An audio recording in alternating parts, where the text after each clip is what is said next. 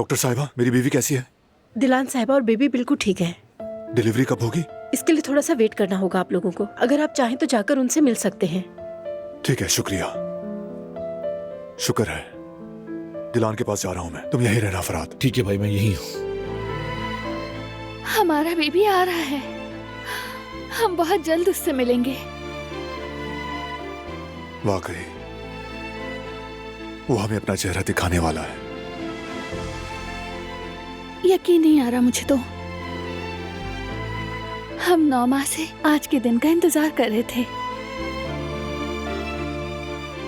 ऐसा लगता था जैसे ये ख्वाब पूरा होने में बहुत वक्त लगेगा, लेकिन वो जल्द ही यहाँ हमारे साथ होगा। हम अपने बेटे को अपने पास देखेंगे, उसके नरम नरम हाथों को चूमेंगे, उसकी खुशबू महसूस करेंगे।